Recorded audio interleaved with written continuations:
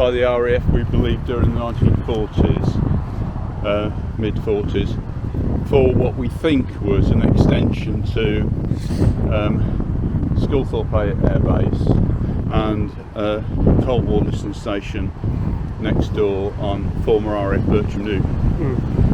But I'll show you a bit more about that when we go around. But we're going to follow roughly the front line now.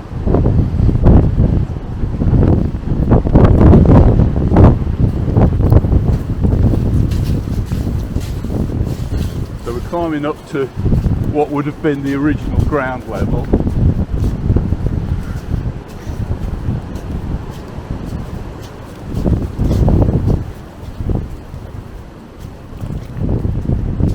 And on the left, those banks of quarry spoil, which have filled in what would have been World War I trenches at this point. Yep.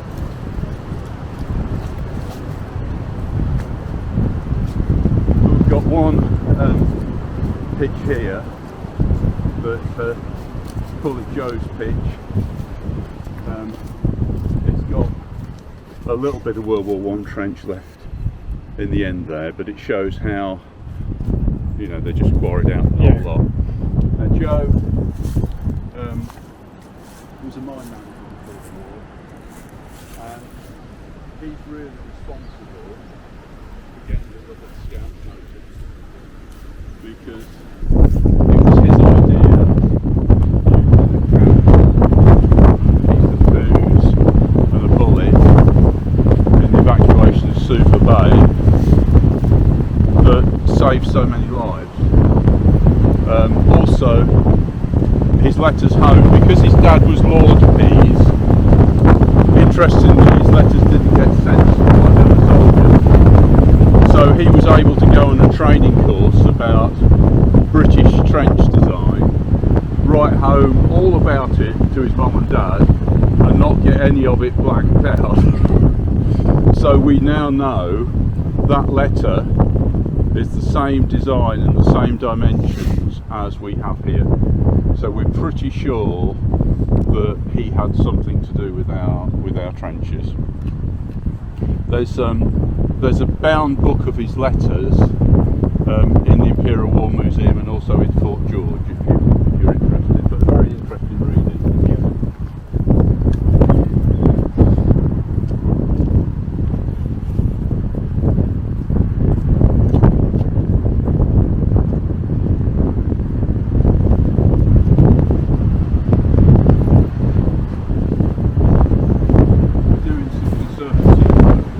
RSPB on turtle doves, but down the road is Ken Hill. You've probably seen BBC Spring Watch. Yes, I have, yeah. So that's why we've got a board out there to look for raptors and various things, because fish eagles have been spotted in this part of the world last year. This is the memorial to the Lovett Scouts.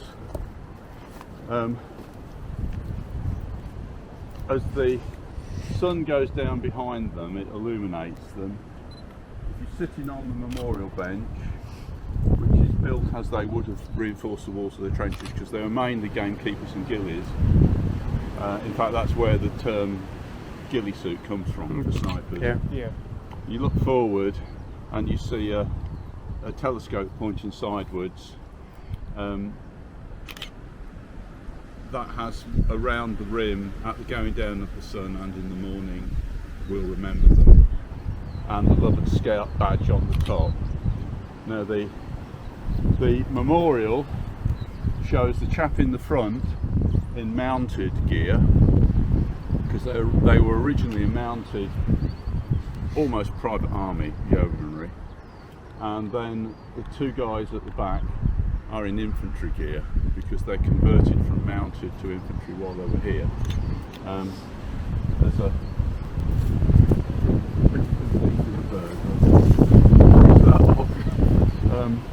so those are the guys marching through Hunstanton. You can see that they're like a private homemade army, because no regular sergeant major would have put up with the state of those uniforms. A little bit of history about them. I'll I'll sort of tell you when we go around where it led to.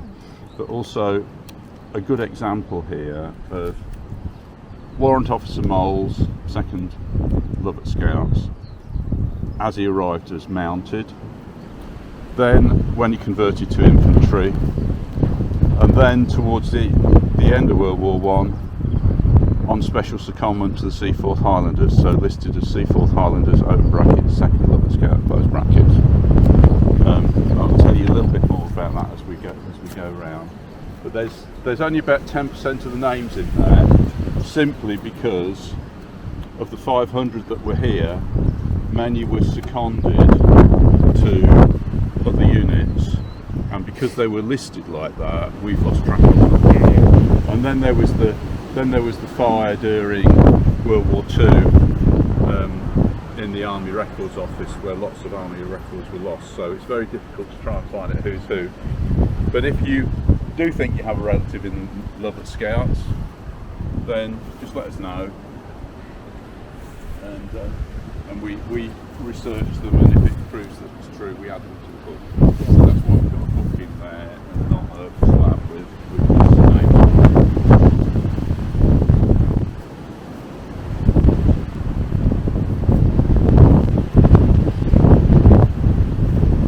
The front line would have run along here. Now if you look to that field to the north, just where that track mark is, would have been a mock German front line. There'd have been guys digging trenches to German designs in that field to the north, and these guys had to dig these trenches silently at night without those guys knowing, because that was real practice for how they do it on the Western Front. But they also did more than that. You'll see from the aerial photograph a bit later on that they were trying out different forms of trench design. So it wasn't just training, it was research and development. And once they'd finished the trenches here, without those guys knowing, they conducted live fire exercises. We know that because we found bullets in the walls of the trenches. Pretty much like elite forces today. If you can't dodge a bullet in training, you won't be able to dodge one in action. No injuries we know of from this site, but we do know elsewhere where they train like that. There were some Lovett Scouts admitted to hospital with gunshot wounds. So carry on down here.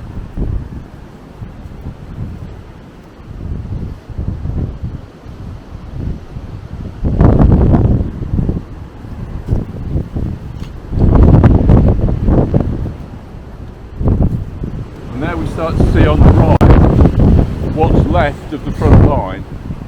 So you can see it's starting to emerge from the undergrowth, and we'll come out at this point somewhere. So this is the zigzag front line, and we'll come back to this board. We'll do this all in order, so you'll have a chance to.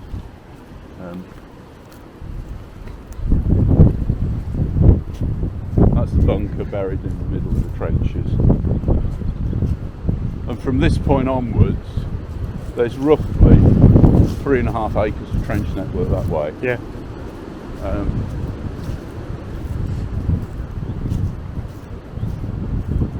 And then this track encompasses what's the family camping area, and then we've got new adult only campsites in the trenches now. Yep.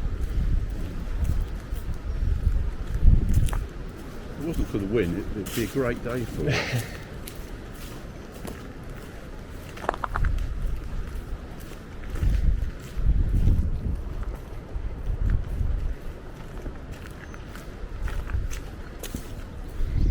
So we're getting to the start of the tour proper.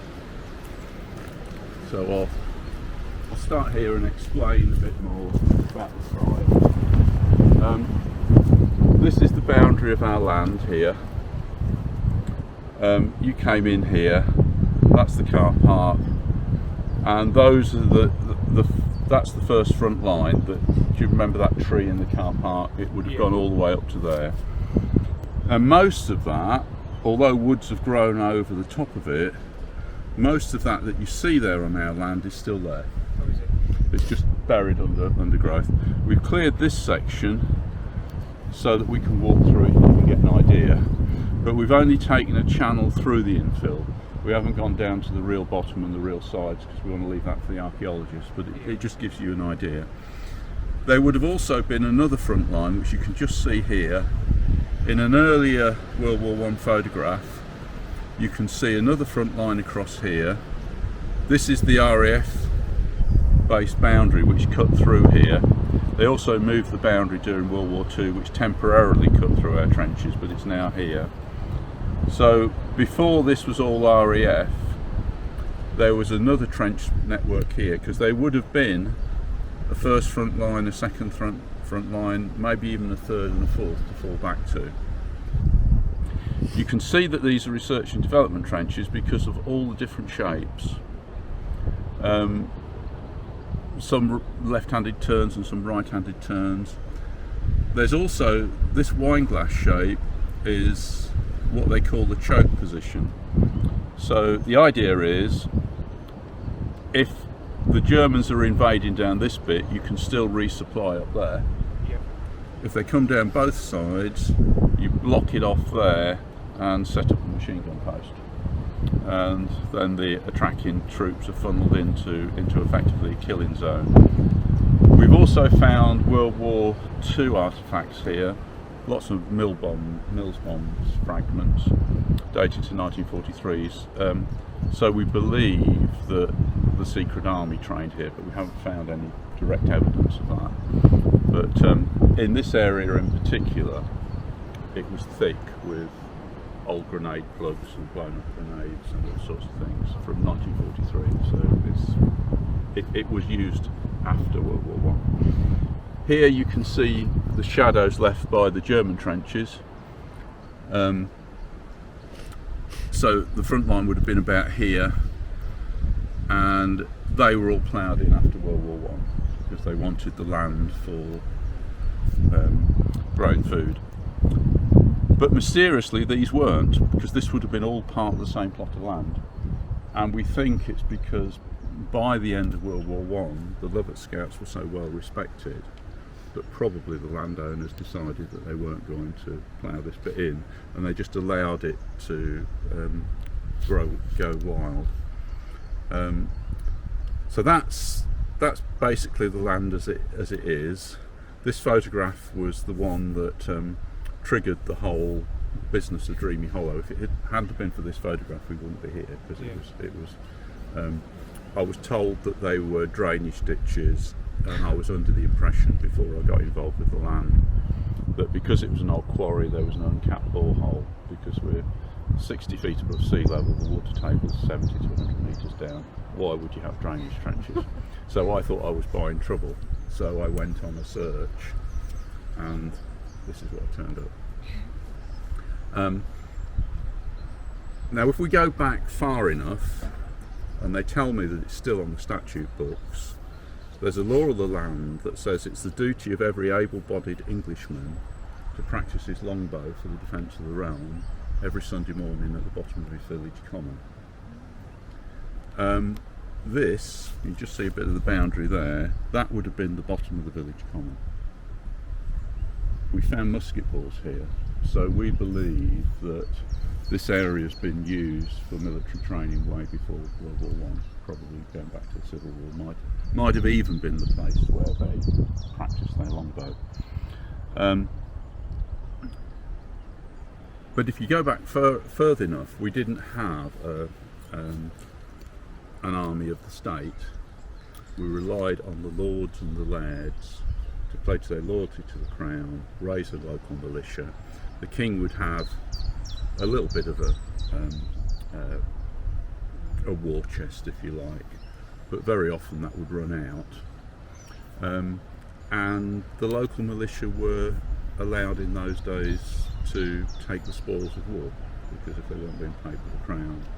So hence the idea that after the battle, they would probably go into battle carrying their wealth with them, you know, chunky gold chains and rings and things. And if they fell, the victorious side would take that off them. Sometimes they got a bit impatient, so we tend to think that things like the handbag were always a female item, but they were originally a bag of fighting men, and in a hurry you can imagine why they were called handbags. Later on, there was a little bit of organisation, but if we move forward to the Boer War, the British Army was still wearing red coats and white sashes and shiny buttons, and the rules of war were, come and face me, wait till you see the whites of their eyes. But the Boers weren't fighting like that. They were probably some of the first guerrilla fighters. They were going behind British lines, and the British approached them. Oh, come on, that's not fair. You don't creep behind us and shoot us in the back. You're supposed to stand there and fight. But the Boers broke even more rules. They broke what we would accept today as the human rules of war. And at the siege of Majesfontein, they took hundreds of Highland lads prisoners from Highland regiments. Now, the convention still today, even Russia's doing it, is you look after your prisoners and you exchange them with your prisoners from the other side. And it's not the done thing to murder prisoners. But the Boers murdered these Highland lads, and it sent shockwaves around the Highlands and Islands. That's when Lord Lovett steps forward, a sort of early Scottish Captain Mannering. Come on, we must do something about this. We can't have this. And he put out a call to the Highlands and Islands, and they came forward. The gamekeepers and the gillies, the crofters and the fishermen, ordinary people, volunteered for Lord Lovett's Scouts. They were sort of like a private territorial army. They went over to South Africa and they fought with the regulars. They weren't really combatants. They used their skills as gamekeepers to go behind Boer lines, spy on the Boer positions and report back to the regulars, who could then tackle where the Boers were. And after the Boer War finished, they got a letter of commendation from the head of the British Army who said, yeah, absolutely splendid chaps, really useful. And they were disbanded. We knew World War I was coming. Queen Victoria knew that the Kaiser was a little bit unstable. She had a good relationship with him, but she knew that he got illusions of grandeur. So around 1909, with this fear of something happening in Germany, Lord Lovett asked permission from the Crown to reform his Lovett Scouts. I think it's the Duke of Atholl today that has a private army. If you're going to have a private army in the UK, you need permission from the Crown, and I think there's only one in existence now. So he got permission to reform his Lovett Scouts, and they were sort of like private army come local yeomanry, completely unconventional, unlike the regular forces at that time, where they were very rank conscious and they were very class conscious. The Lovett Scouts, with many gamekeepers, of course, were used to the position where the laird trusted them to look after his game. Don't come and ask me every 5 minutes, use your own initiative. So the seeds were there of something else from the very beginning, simply because they'd been used to looking after the laird's land. Initially, they went to the area between Mablethorpe and Chapel St Leonard's on the Lincolnshire coast. They were still mounted then, and they dug defence trenches on the Lincolnshire coast because, as in World War II, in World War I, we were scared the Germans were going to invade. They didn't listen to the locals. The Lovett Scout trenches on the Lincolnshire coast were dug too close to the high tide mark, so the sea came and washed them away. So there's no Lovett Scout trenches in Lincolnshire. In the April of 1915 they were moved, and they came down in a long train. You can imagine 500 men with their retinue, with the first aid gear and all the rest of it, and all the support. They came down from Lincolnshire along what's now the A17 through Sutton Bridge and the Tarringtons, and on something like the 24th of April they turned up in Docking Village to dig the trenches on Docking Common. Now the people in Docking in those days had, very few of them had been outside Docking, they'd never seen a Scotsman before, so all sorts of rumours started to fly around. They didn't know who these guys wearing kilts were and playing bagpipes, and somebody was at Peterborough railway station when one of them got off the train and said, and where are you from? And he said in a very broad Scottish accent that he was from Rothshire. So the rumour came round that they were Russians, because the Russians were our allies then. The first thing they did was dig these mock German trenches, and then they dug these silently at night. Now the method for that, we know from Joe Pease's letter, was to dig a trench 5 yards long, stop for 2 yards, 5 yards long, stop for 2 yards, till you get a dotted line. Then you fill it with troops to give you some protection if you get discovered, and then you come back a bit, then you get this zigzag pattern, and then you cut the supply trenches, and then you do a second front line and a third. And only when this is all finished are you then in a battle ready position where the Germans might look through their binoculars and think, the British are over there. So this was all done silently at night.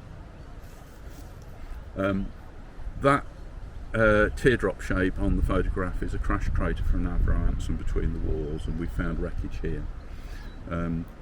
We think it's the one where they came in formation to land on the runways down here, and they one got too close to the lead aircraft and cut his tail off, so he sadly dived into the field to the north of us. Going forward from the Lovett Scout formation here, they dug these trenches, they were ready to go. Kitchener, because of his experiences in France with territorials, was very suspicious of Lord Lovett's private army. I mean, we would be. If Richard Branson raised an army to fight in Afghanistan, we'd be saying, what's he up to? They weren't funded by the state.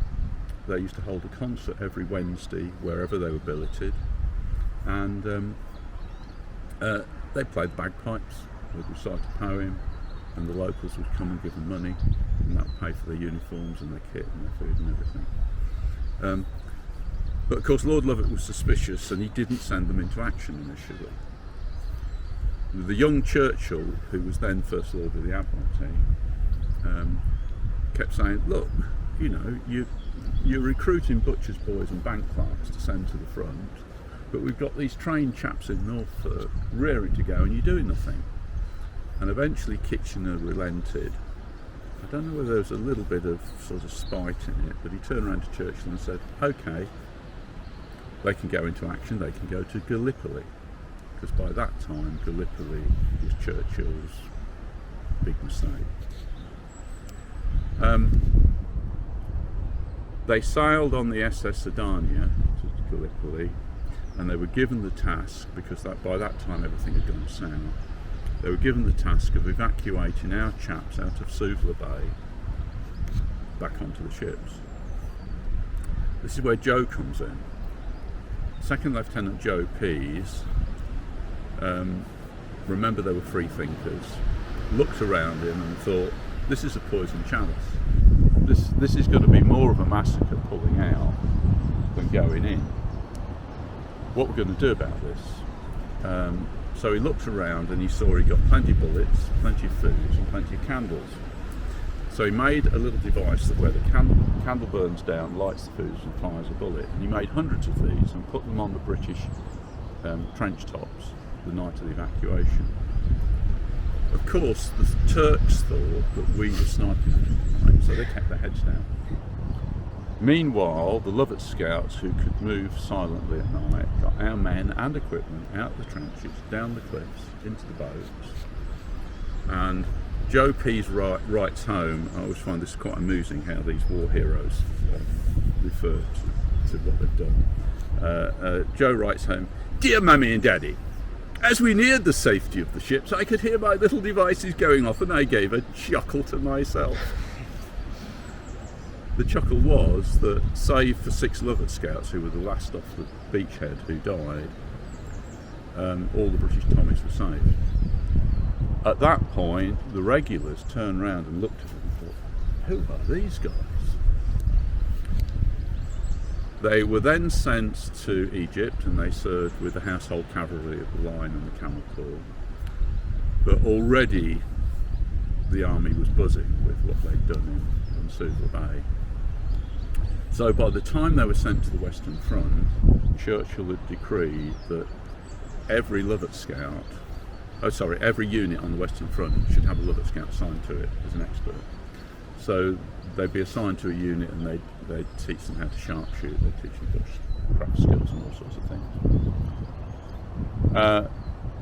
Then World War I ended. When World War II started, the War Department already knew about the Lovett Scouts.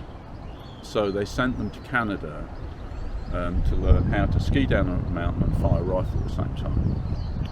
And they were used on commando-style raids on occupied Scandinavia. Go into the Lofton Islands, into a Nazi radar station, nick all the code books and the equipment, blow it up on the way out, that sort of thing. By the end of World War II, of course, Lord Lovett's son, Shimmy Lovett, led the assault on Sword Beach on D-Day, breaking the rules as ever, because he took his private piper, Bill Milling, with him, against the rules. Turns to Bill as the landing craft comes up to Sword Beach and the ramp comes back down, and he says, "Bill, pipe the men ashore." And Bill says, "I'm sorry, sir, that's against army orders." And he says, "But those are English orders, we're Scotsmen, pipe the men ashore." So they come ashore, there's Bill Millings playing the bagpipes, and something apparently miraculous occurs. While Bill's marching on the beach, playing the bagpipes, and everybody else is crawling on their elbows, the bullets don't seem to touch him. It's as if their piper is divinely protected. And Shimmy Lovett didn't crawl either. He stood in the midst of battle, and there's a story about him talking to the beachmaster on Sword Beach, like I'm talking to you. And there's everybody else crawling along the floor, machine bullets flying everywhere. And he said, "Yeah, it's going rather well, don't you think?" And Bill comes up to him and says, "What do I do now, sir?" Because they'd reached the front line. He said, "Well, carry on playing, man. March up and down, carry on playing." So Bill carried on playing until shrapnel burst his bagpipes and he couldn't play any longer. When they caught the German machine gun position, which was one of their primary targets, and they were interrogating the Germans, one of the Germans says, "So who was the Dummkopf?" "What do you mean?" "The Dummkopf playing music." "Oh, he's our piper." "Oh, we thought he'd gone mad in the heat of battle and we had pity on him and decided not to shoot him." Later on, Lord Lovett's nephew, and this will take us full circle to the Boer War, Lord Lovett's nephew suggested an idea of sort of small groups of people going behind German lines, and he founded the SAS with David Stirling. So that's why this place has been listed as an area, a site of national importance, because it's not only the roots of the Lovett Scouts in World War I, but what they later became. And although they went into other units, like for instance Shimmy Lovett was in the Commandos when he went on to Sword Beach, the story is they were still loyal to their clan, and he cut off all his Royal Marine Commando buttons and he sewed Lovett Scout buttons on because he was still a Lovett Scout. So we'll now go into the trenches. Just a few sort of statistics about World War I. 36 million casualties in World War I. The figures are absolutely staggering. And the average life expectancy of a young recruit, if I was taking you to the front line now in 1915, would be 2 weeks. Any idea why the average is 2? Bear in mind that most of them will be killed on the first day. Any idea why the average life expectancy is as low as 2 weeks? Disease? Is it shrapnel wounds? No, it was curiosity. If you take a group of young lads into a trench, what's the first thing they do? Stick their heads up. So the sergeant major's got fed up of shouting, "Get your head down, sir!" Because the German snipers were watching all the time for the little helmets popping up. Yeah. 1914 they didn't have steel helmets. The Brodie came in 1915. But even when the Brodie helmet came in, it was a bit of a two-edged sword. The old timers would say to the younger recruits, "Take your strap off. Well, don't have it under your chin, because if you had your strap under your chin and there was a blast, it would break your neck. If you jumped into a shell hole full of water, it would break your neck." So they were always told to leave their strap off or have it behind them. Also, they were allowed not to have shiny buttons, so everything was mugged up. And some of them put hessian over the helmet so they couldn't be spotted. Smoking was very, very common, but they called cigarettes, they called matches lucifers, because if you lit a match, you probably get away with it once, but twice you were going to hell, because the snipers used the first light to home in and the second one to target. So that's why the casualties were so high. The people going to war were very young. The youngest soldier was 12. He lied about his age. The first recruiting sergeant told him he was lying and sent him away. He insisted that he wanted to fight, so he told him, "There's a recruiting sergeant over there who's a rotten so-and-so. If you're determined, come back to me. He'll sign you up." So he got signed up. Some very young kids actually went to World War I. But now we'll start to go through the trenches. Just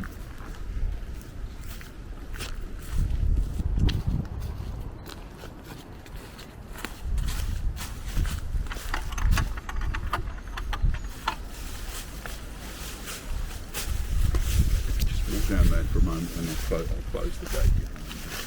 This is a choke point, by the way. Yeah. So you can imagine setting up a machine gun position where the gate is and the Germans coming down each side.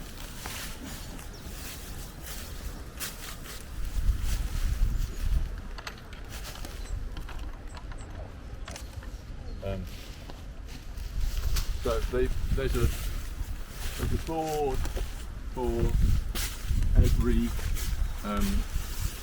there's 2 boards for every year of the war. One's history and one's just the feel of that year. So 1914, the war started because all the royal families were related to one another. You got Tsar Nicholas and King Edward VII and King Albert of Belgium, all related to one another. It started when Archduke Ferdinand in Austria was assassinated. His wife and unborn child were also killed, but in those days they made more of the death of the Archduke. And they were killed by a Serbian. Serbia was scared that Austria was going to take revenge, turned to the Tsar in Russia for protection, and the Tsar said, "Of course, if you're attacked, we'll defend you."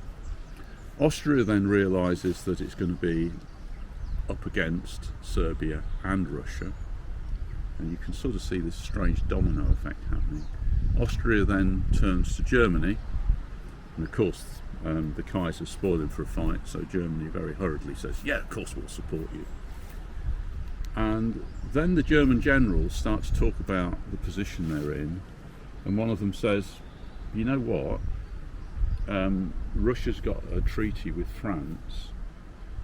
If we go up against Russia, we could be fighting on an eastern and a western front." There are also parallels between World War I and World War II. In fact, some people say that World War II is World War I Part 2. Then one of the other generals says, "Oh, we've thought about that.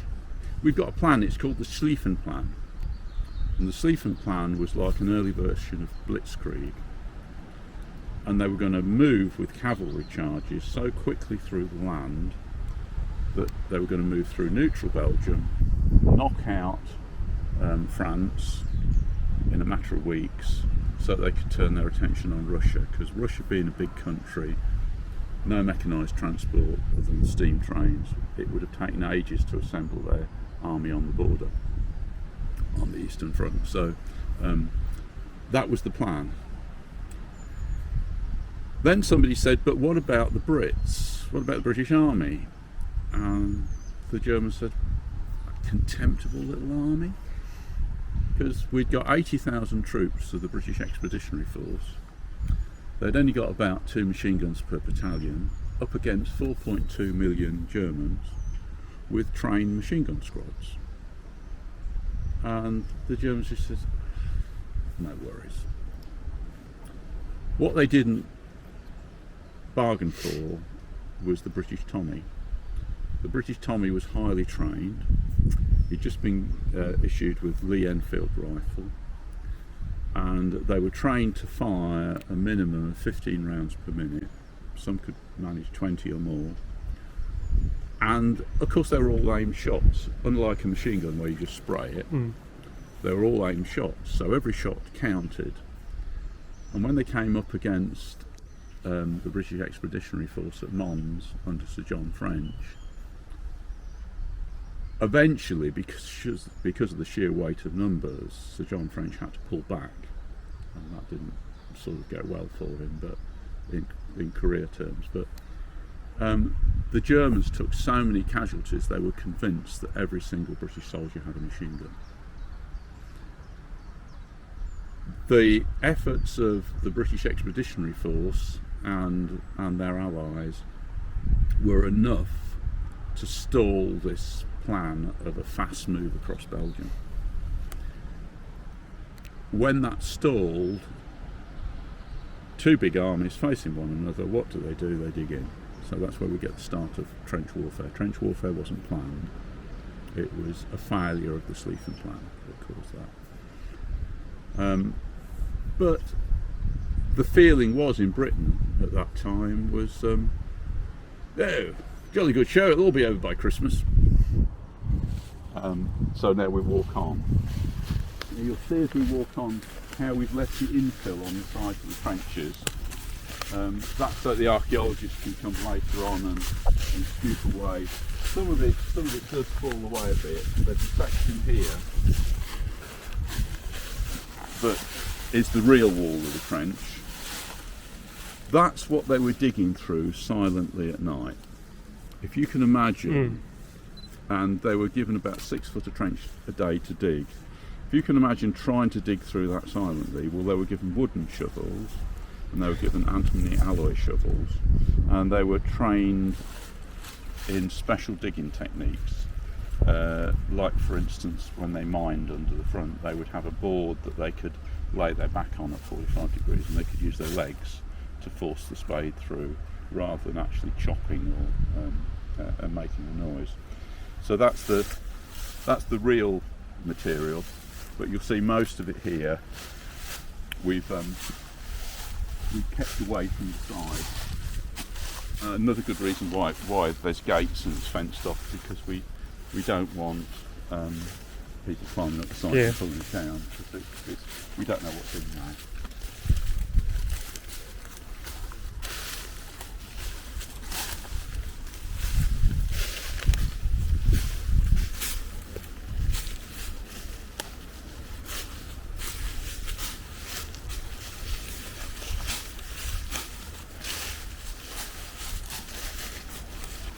So 1914, there was still a chivalrous war. There was still this code of chivalry, the sort of stuff that goes back to the days when if you were having a sword fight with somebody and you knocked the sword out of their hand, you stood back and let them pick it up before you resumed the fighting. And there was also a very romantic view of war. The young lads volunteering from their villages and their towns thought that they'd go and they'd come back a hero, and all the girls would be after them, and they'd make a name for themselves. And of course there's a possibility they could die, but if they died, there'd be some romantic little white cross in the corner of a foreign field. And Rupert Brooke sums this up in his poem before he died. The soldier. If I should die, think only this of me, that there's some corner of a foreign field that is forever England. There shall be in that rich earth a richer dust concealed, a dust whom England bore, shaped, made aware, gave once her flowers to love, her ways to roam, a body of England's breathing English air, washed by the rivers, blessed by the sons of home. And think, this heart, all evil shed away, a pulse in the eternal mind no less, gives somewhere back the thoughts by England given. Her sights and sounds, dreams happy as her day, and laughter, learnt of friends and gentleness, in hearts at peace under an English heaven. That was the sort of romantic view that encouraged many young men to sign up. But you can see the faded photograph behind was the true reality. And later on, you'll see that, you know, it wasn't some far off corner of a foreign field with a little wooden cross. There were lots of horrors waiting.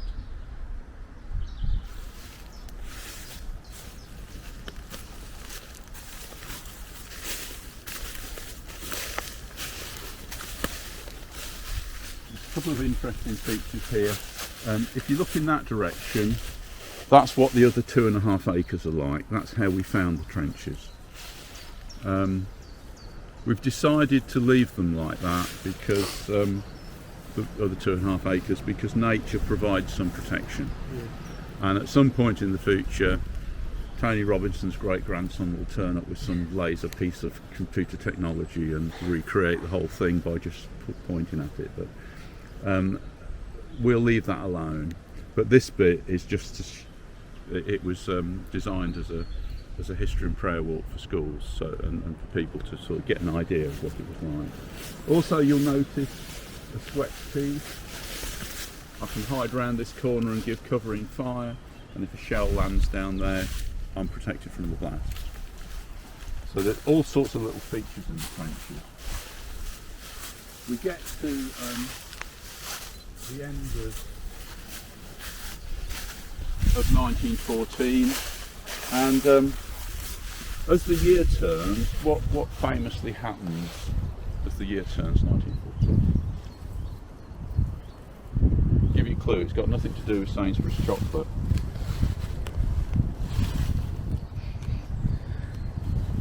It was the Christmas Truce, the football match.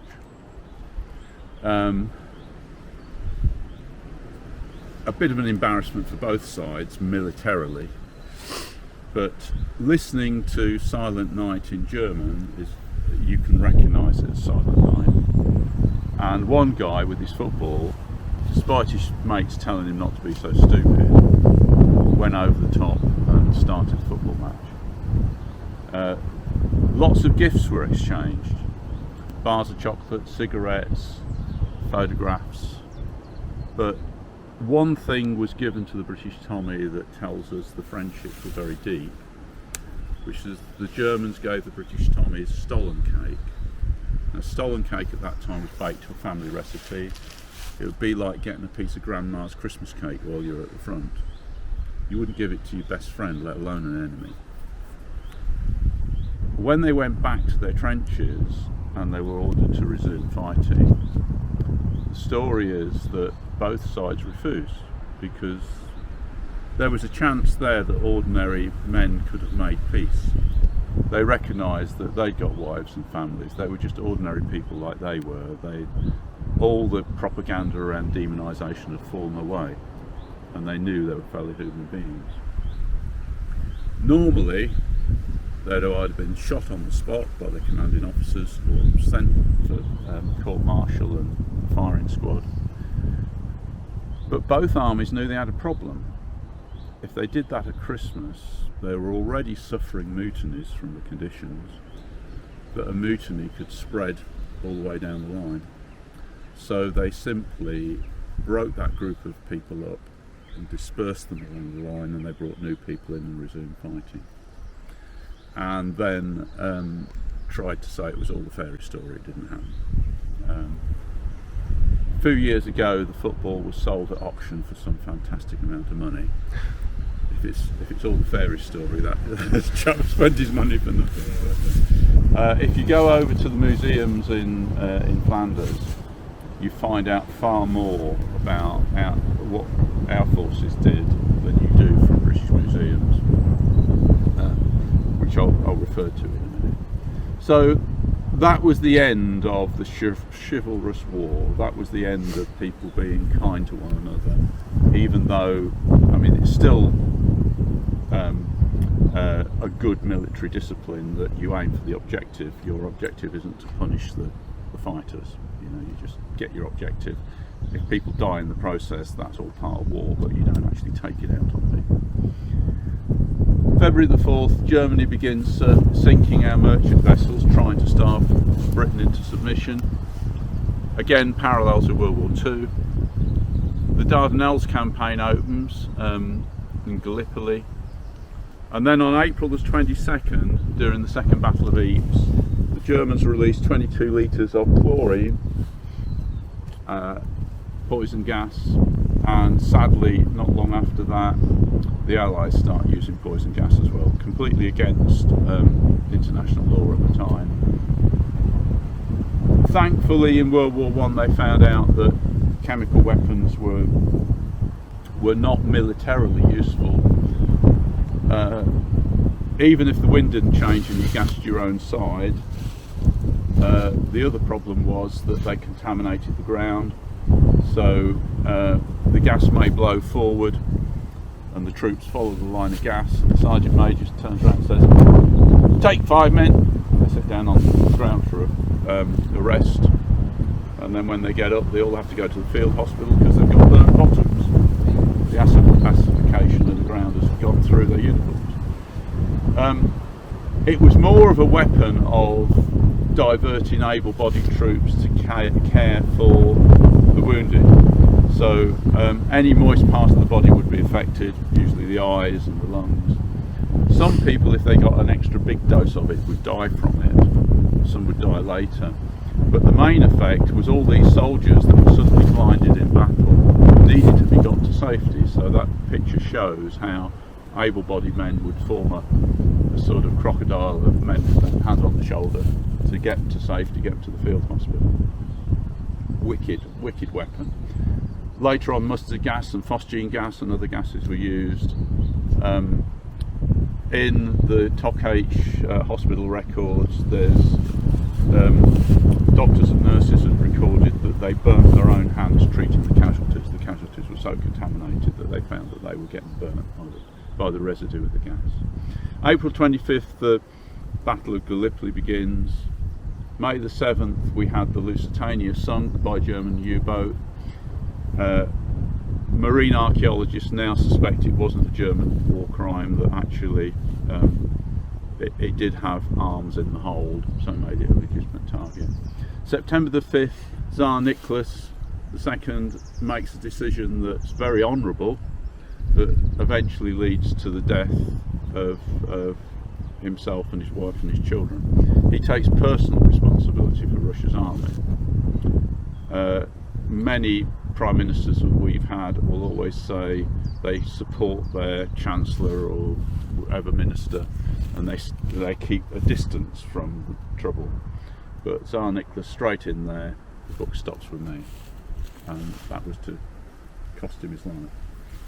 A bit further on,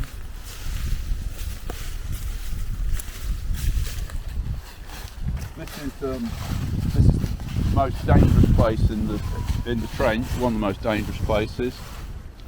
Can you guess what this T-shaped trench is?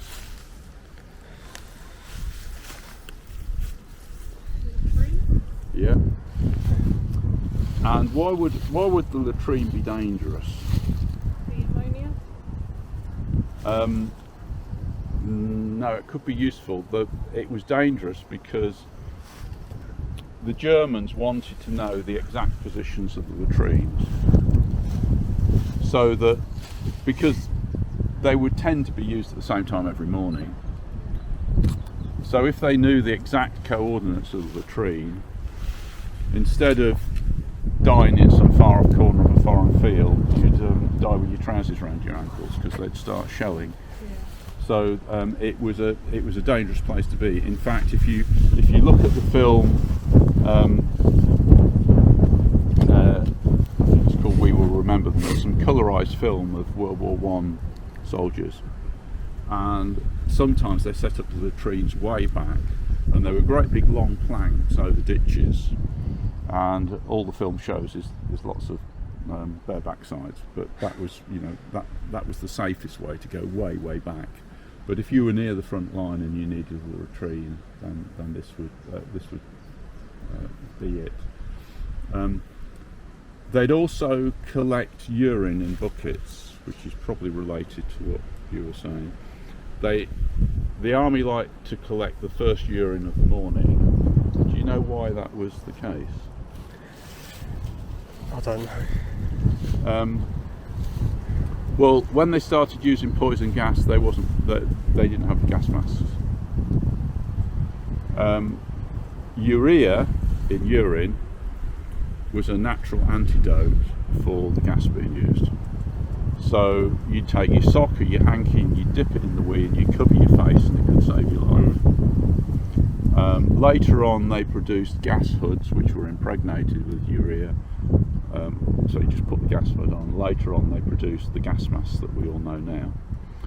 But when poison gas was used for the very first time, you didn't have any protection except wee on your hanky and hope. So that's why they saved the urine.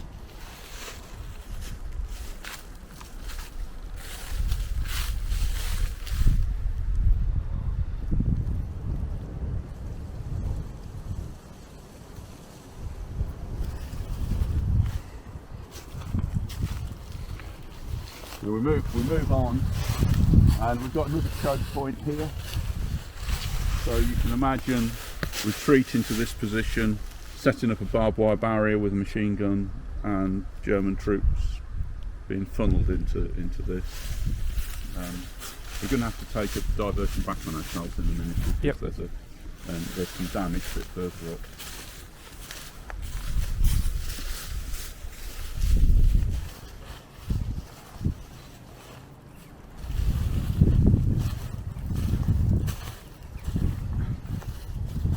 The gas was greenish yellow, it was heavier than air. We're now standing at the front line, so you can imagine no man's land ahead of us. There'd be this greenish yellow fog coming over, and then as it settled into the trenches, it would fill the trenches. Of course the temptation was to try and climb out and the snipers would be waiting for you. The poem refers to slimy. Well, a lot of the gas, because you know how soap's made with fats and caustics. Well, it would come into contact with the skin and make the skin soapy. There'd be shell casings used to sound the alarm. There'd be bells. There'd be whistles. There'd be pandemonium. And this poem was written by Jim Cameron, a World War I veteran, that gives an idea of what it's like to be in a gas attack. A rolling cloud of greenish yellow smoke by gentle breezes fanned, and hiding chalky craters like a cloak, is crossing no man's land.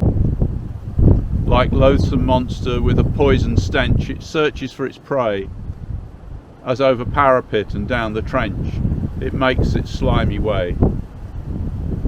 It flows into the hollows of the ground and down the dugout stair.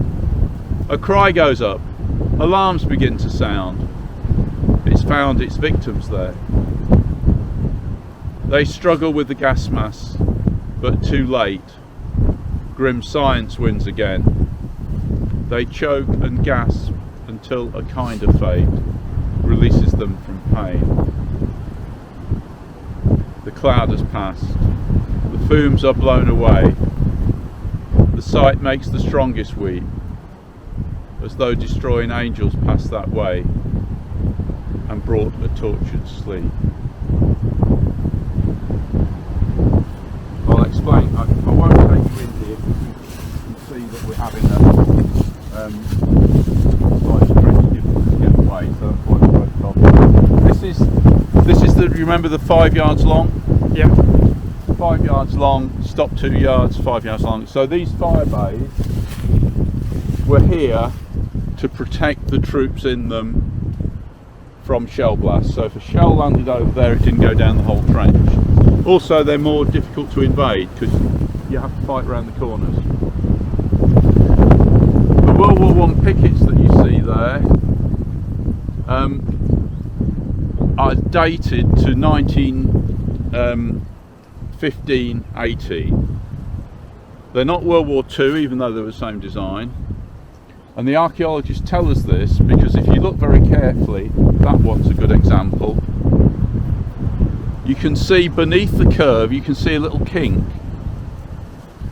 That's the thumb mark of the blacksmith who made it, because they were all made by hand between 1915 and 18. By World War II, we got it all sussed and they were machine made. So that one there, you can see, is absolutely straight. That's probably a World War II one that was machine made. Yeah. But all the others have got this kink in them. We know they're not 1914 because straight stakes were used. So in 1914, somebody had to go out, hold a straight stake while the other chap knocked it in, and then put the barbed wire on. Imagine doing that in no man's land under the eyes of the German snipers. But these have got corkscrews on the bottom, which means that one man can run ahead screwing them in, another man can run behind him with a coil of barbed wire putting it over them. So you can lay down a barbed wire barrier very, very quickly using this method. The trenches varied in depth. Sometimes they were only about this deep, and sometimes they were anything from 12 to 14 feet deep. The depth varied according to the ground conditions, but it also varied according to which troops were in the trenches. World War I highlighted how undernourished the working classes were. When the soldiers from aristocratic families served, they'd had good diets, they were fit and healthy, and they'd be 6 and 6'6" soldiers. But when they started to recruit from the ordinary population, the army found that many failed the minimum height standard, and they had to lower it. And they lowered it for battalions called the Bantam battalions, men sort of 4'6"-ish. One of the reasons for that was the poor quality food. And if you go back in our history, the co-op still survives today, but the origins of the co-op was that there was a time when if you walked into a shop and ordered a pound of meat and a pound of flour, if you got your top hat and tails on and you looked like gentry, you'd be given a pound of the very best beef, very best flour. If you walked in your overalls and your cloth cap, you were given half a pound of flour mixed with half a pound of chalk dust, and the meat that was gone off and was unfit for human consumption.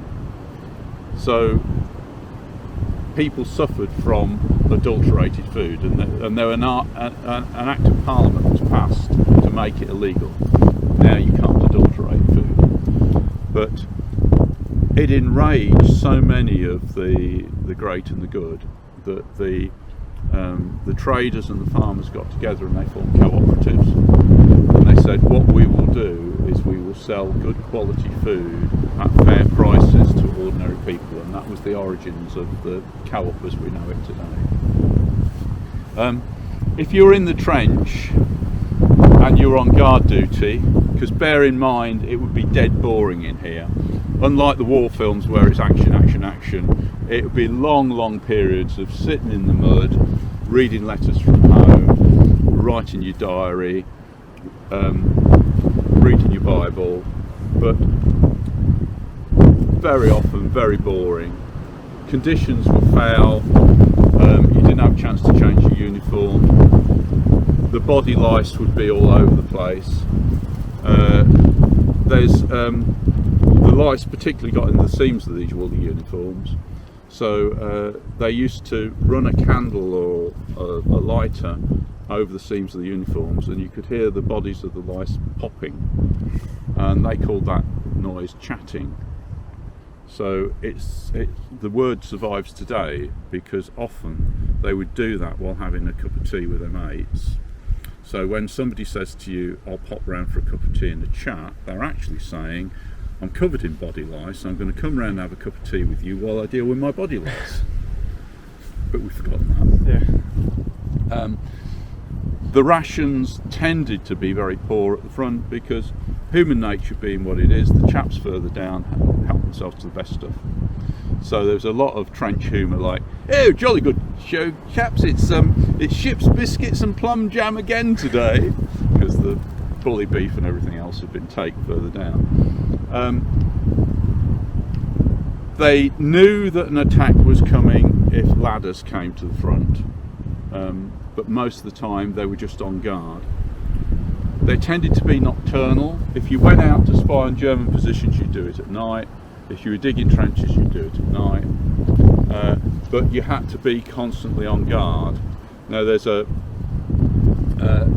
penalty for falling asleep on guard duty was to be shot.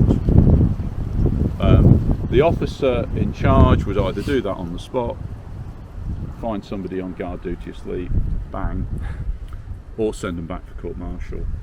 But they had the power to do it immediately. But many good officers didn't like doing that.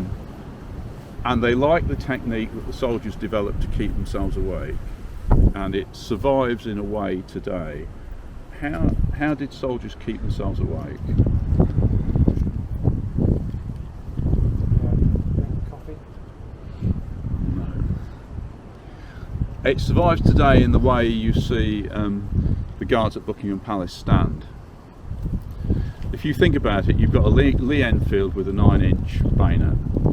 You put the butt on the floor, and you stand to attention, put the bayonet under your chin. If you fall asleep, the bayonet wakes you up. The officers liked that as well, because it meant that when you fell asleep, you cut your chin. And when they came round in the morning, they could see your chin bleeding. And the good officers would say, you're not on guard duty tonight, I'm getting somebody else to do it. So that's, of course now weapons have changed and they're stubby little rifles, but in those days you could put the butt on the floor, bayonet under your chin. That's how they kept awake. Of course, if they went over the top, the officer would blow his whistle and he'd have his service revolver.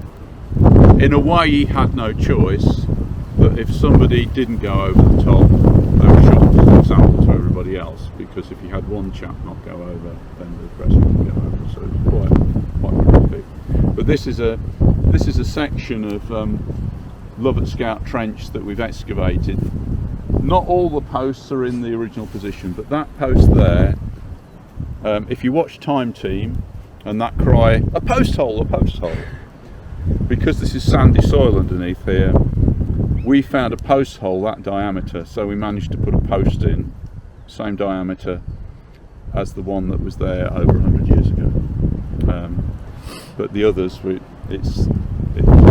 wasn't easy to find the post holes. But we'll walk around this way now. Our reenactor does lots of the restoration with us, so he's coming in the next 2 weeks to make that safe. So it's one of the perils of working with natural materials. They don't last. Yeah. And one of the reasons why, when we discovered these trenches, we couldn't find out we couldn't find any reinforcement, we couldn't find any wiggly tin. Well, of course, because the Lovett Scouts had used wood, the wood had long gone. Yeah.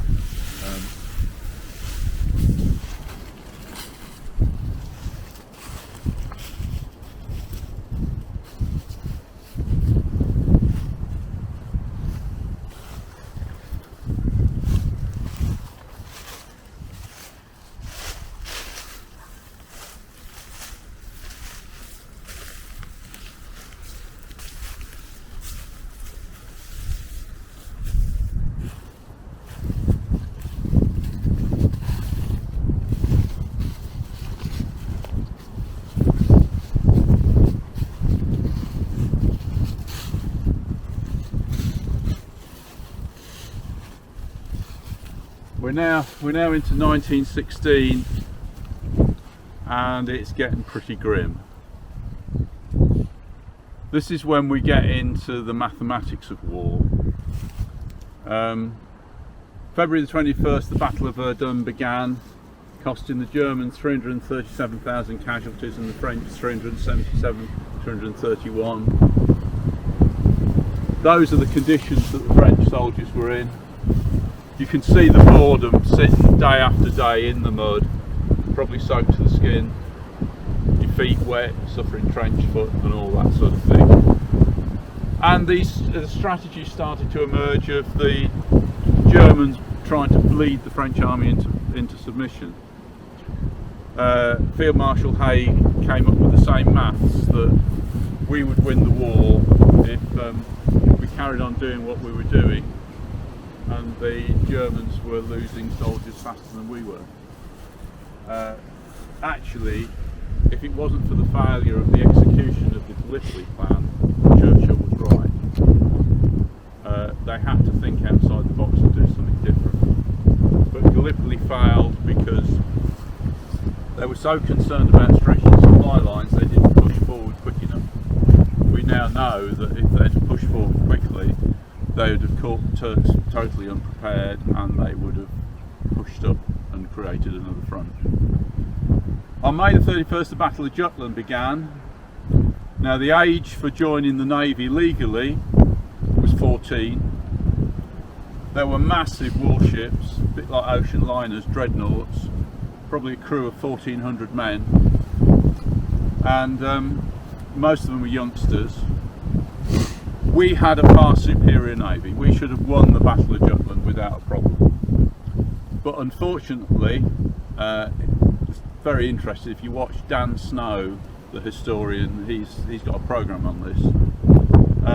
There was a second in command of the fleet who thought he was another Lord Nelson, and he went charging ahead to meet the German fleet and engage them and make himself a hero.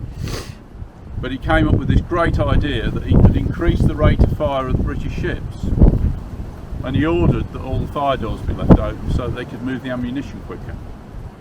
Well, of course, it's a disaster, because the first shell that bursts on deck, the flash goes down into the armoury and the ship blows up.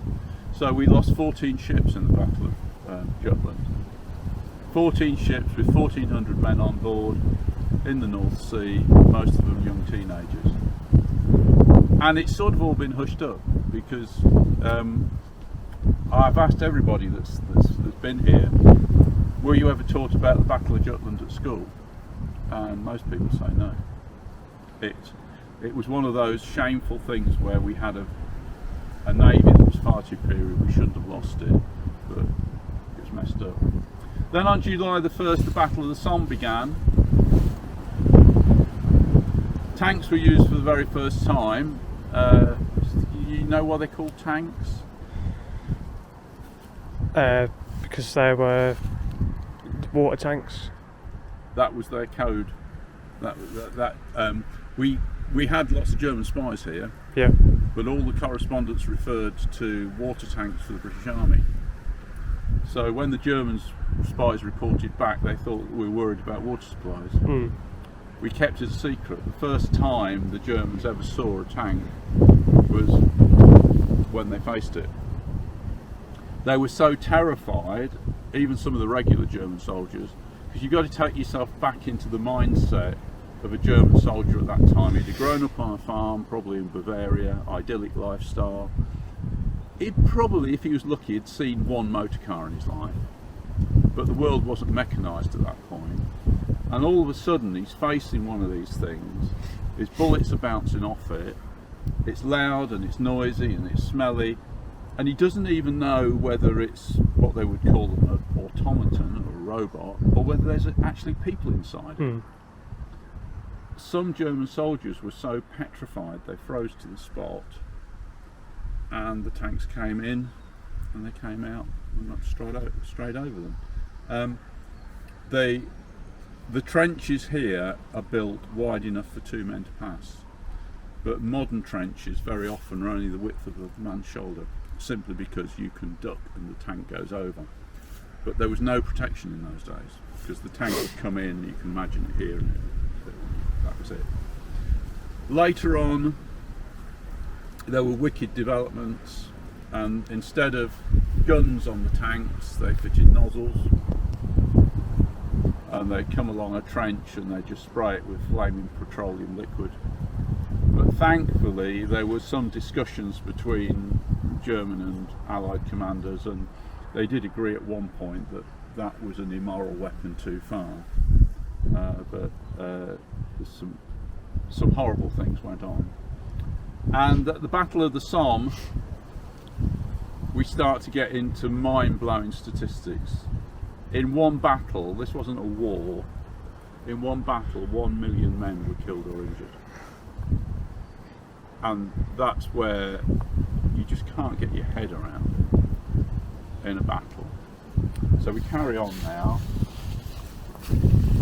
These guys, apart from clearing the vegetation out, we haven't dug down, so you can feel the ground is springy, and that's because there's 100 years of leaf mould underneath you.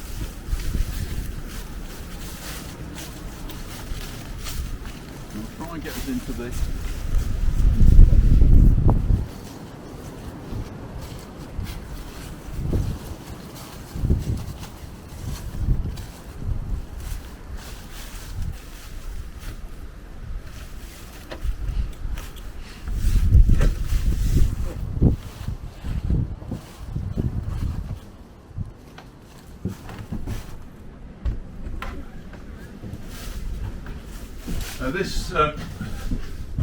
This is a reconstruction, but we've taken some artistic license. If you can imagine this space is 8 by 12. It would have gone back another 3 or 4 feet that way, and this would have been the communication trench, so this would have all been open. And this end of it would have been draped in these hessian curtains. So it would have been rather like a bus shelter, where there were all curtains there, and then this would come further back away from the trench. But we wanted people to stay in it, so we couldn't leave it like that. But if you can imagine, in this space, this would be for officers only, because the men would be sleeping in the trenches. In this space there would be the hammocks of 14 officers, quite cosy, and sort of typical British design. But yeah, we sort of let this out, and people have an experience, but we always say it's not glamping. It varies between, it used to be for the whole thing, but we've started charging per person now. So it depends on the season, but it's between £17.50 and £25 per person per night. Yeah. You might have some visitors. Yeah. So and then you probably saw the steps out there because it.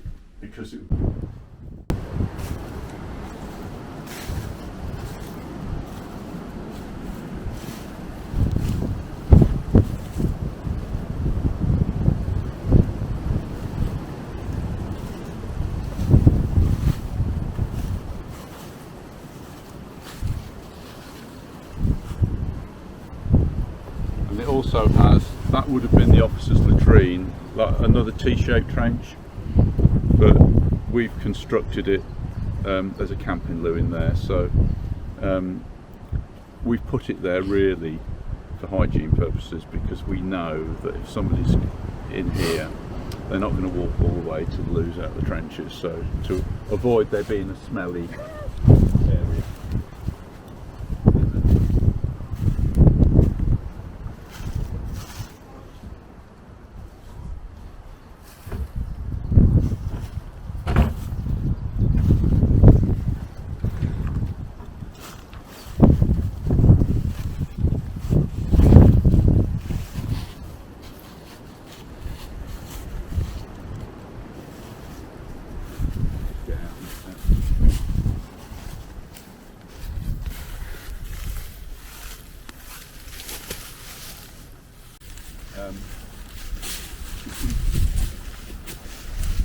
See another swept tee. Yep. This is a bit of trench that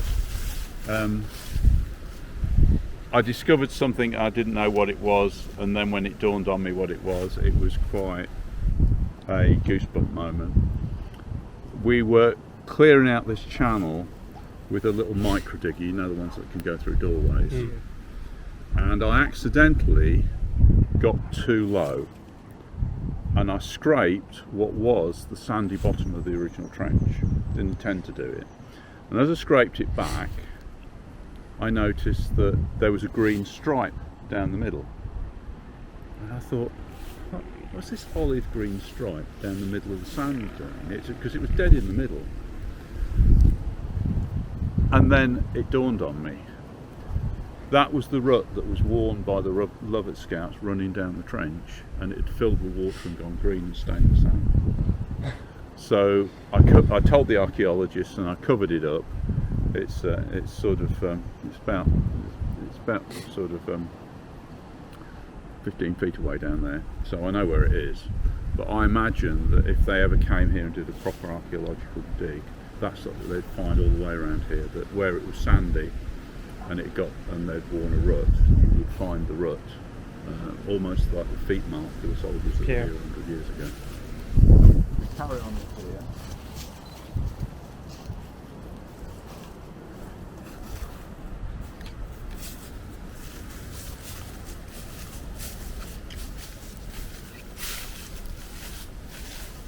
That part of the supply trench was continued into the quarried area, that area that I told you was all quarried out where we are here.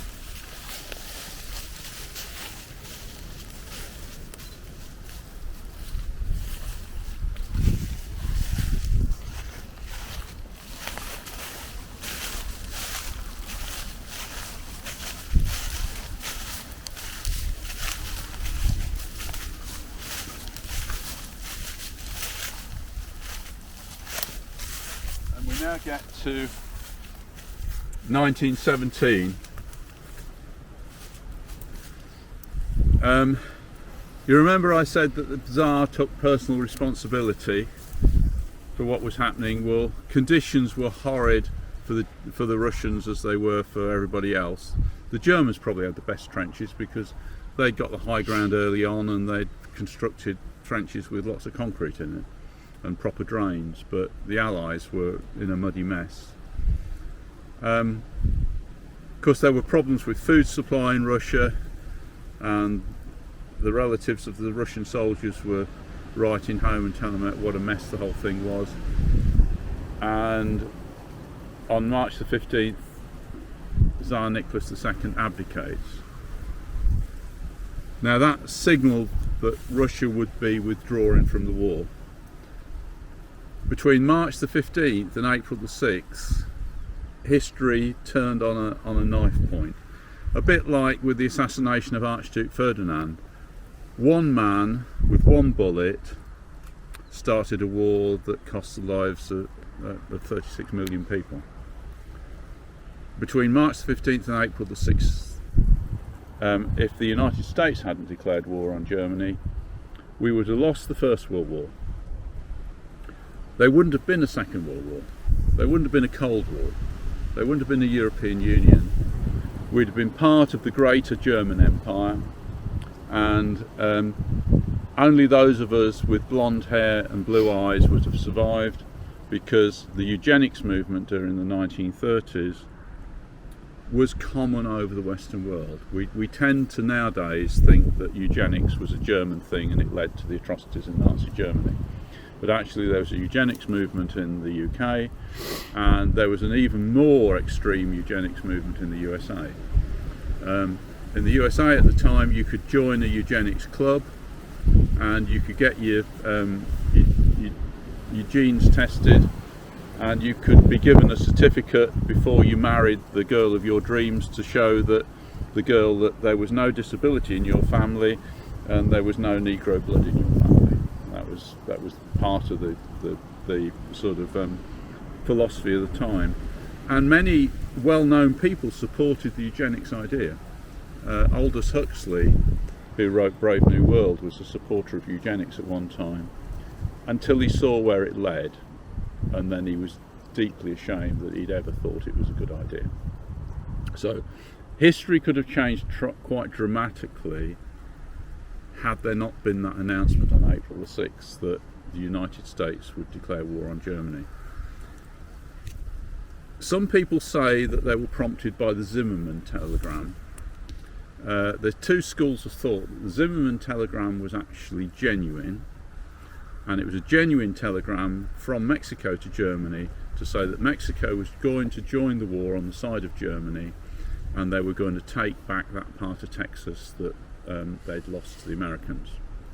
I think the Americans have been slightly paranoid about Mexico ever since. There's another school of thought that says that it was a brilliant forgery by British intelligence to get the Americans to join the war, but two schools of thought. But whatever happened, America joined the war. Then on July the 31st, the Battle of Passchendaele began, known as the Third Battle of Ypres. The British suffered 325,000 casualties and the Germans 260,000. Little ground was taken. Ypres was completely demolished. But something remarkable happened after the war. The people of Ypres were so grateful for the British Tommies that gave their lives for their protection from the Germans, because the Germans never invaded Ypres. That they built a stone gate, a massive stone gate called the Menin Gate, and they put the names of all the British Tommies they could find on that stone gate. And every night at 8 o'clock, it will happen tonight at 8 o'clock, and it's been going on since the end of World War I. It went on through World War II. Even under curfew, there were people in Ypres who risked their lives to do this, because they could have been shot by the Germans for breaking curfew. The fire brigade in full dress uniform with colours flying marched down to the Menin Gate. They read out the life of one British Tommy, a different Tommy every night. They play the last post and they lay a poppy wreath. If you're ever in Belgium, it's a very, very moving sort of service. November the 7th, the Bolsheviks overthrow the Russian government, and there's the Russian Revolution. The story goes that the Germans smuggled Lenin onto an armoured train to get him across the border. They tricked the Tsar and his family into a basement and murdered them all. You can see from the photograph the state of the battlefield. This was industrial warfare. The battlefield had been churned up so much that the ground wasn't safe to walk on. It was like a quicksand. Men would sink up to their waist in no man's land and be heard crying for help for days. Sometimes they'd sink into the mud and never be seen again. It was at this point that the feeling towards the war really began to change, from a patriotic feeling to a this is just wicked, this is just evil. Now, part of my family were, going back to World War I, were Christadelphians and conscientious objectors. And my great-grandfather, because he opposed the war, when he died, as his funeral cortege went down the main road in our hometown, it was lined by crowds of people throwing stones and spitting on his coffin, because he was a pacifist, a conscientious objector. And the establishment really turned against those people. If you were a pacifist or a conscientious objector, you'd be ostracised from your community, you'd be given a white feather in the street by women, you'd even be imprisoned and in some circumstances shot.